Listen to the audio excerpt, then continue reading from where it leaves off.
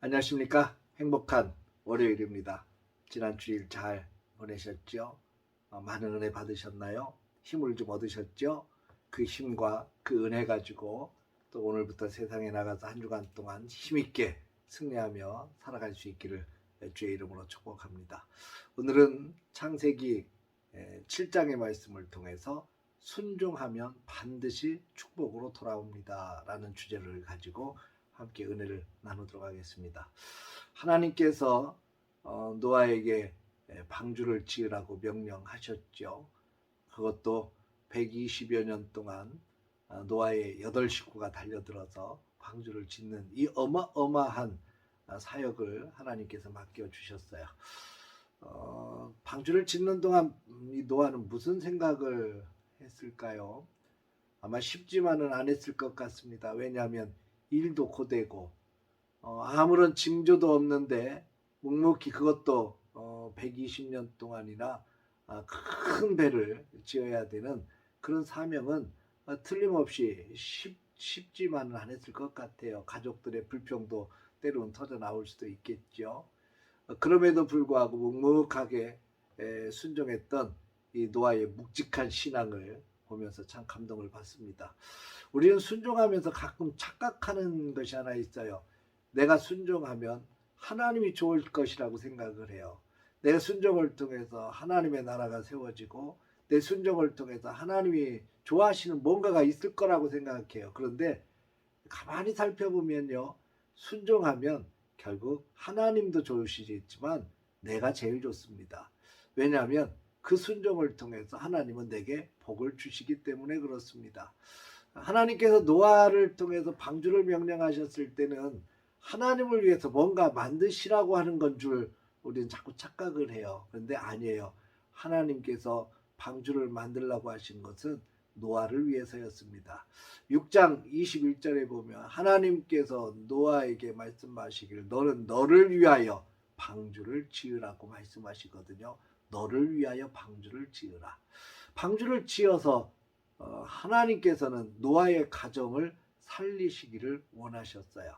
결국 노아가 120년 동안 그렇게 순종하며 만든 이 방주 때문에 결국 노아와 노아의 8 식구가 살 수 있었다는 이야기죠. 만약에 방주를 만들라는 명령 앞에 순종하지 않았다면 결국 하나님께서 홍수를 심판하실 때에 노아의 가정도 살아남지 못했을 것입니다.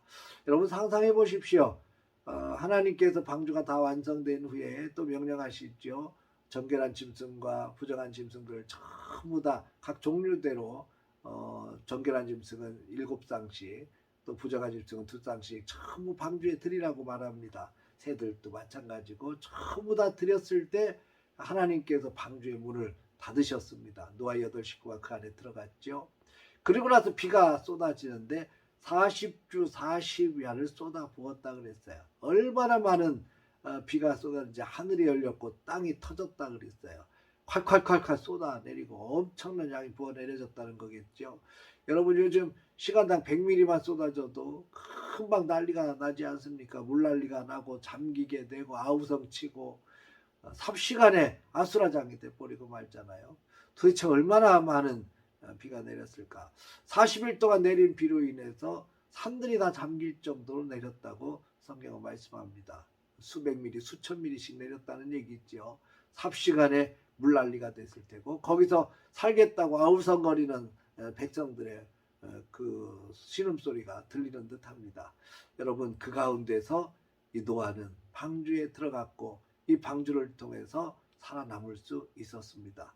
여러분 순종은요 하나님의 영광을 위해서도 나아가는 거겠지만 결국은 순종은 내게로 돌아오는 것입니다. 믿음을 가지고 순종하면 반드시 내게 복으로 다가올 것입니다. 히브리서 11장 6절을 보면 믿음이 없이는 하나님을 기쁘시게 못하나니 믿음으로 나아가는 자는 반드시 하나님이 계신 것과 주를 찾는 자들에게 상 주시는 하나님이심을 믿어야 할지니라. 상 주시는 하나님이십니다. 반드시 갚아주시고 상 주시는 분이시라는 거죠. 내가 믿음으로 순종했을 때 결국 하나님은 그것을 내게 보상으로 갚아주실 것입니다. 말씀을 듣고 순종하는 사람들은 마치 반석에 지은 집과 같아서 비 오고 바람 불고 창수가 나도 무너지지 않는다 그랬어요. 비 오고 바람 불어도 무너지지 않니하는 건강하고 아름다운 집을 짓는 것은 순종입니다. 여러분, 순종을 통해서 여러분에게 주신 하나님의 놀라운 축복을 마음껏 누릴 수 있기를 바랍니다. 하나님 앞에 어떤 것을 하나님이 내게 명하실지 아무도 모르죠.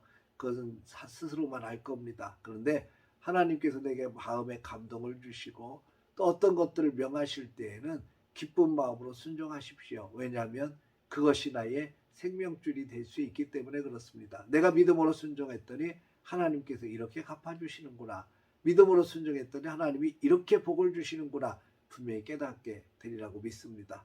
오늘 하루를 지내면서 하나님은 또 어떤 감동으로 내게 말씀하실지 모릅니다. 그러나 믿음으로 순종하십시오. 하나님이 갚아주실 것을 믿고 순종하십시오. 성경 속에서 흐르는 공통적인 공식 하나가 있다면 하나님의 말씀 더하기 순종은 축복이다라고 하는 공식입니다. 말씀 앞에 철저히 순종하며 나아가면 반드시 하나님께서 복으로 갚아주신다는 이 분명한 확신과 믿음을 가지고 오늘도 순종하며 나아가는 행복한 날 되시기를 주의 이름으로 축복합니다. 할렐루야.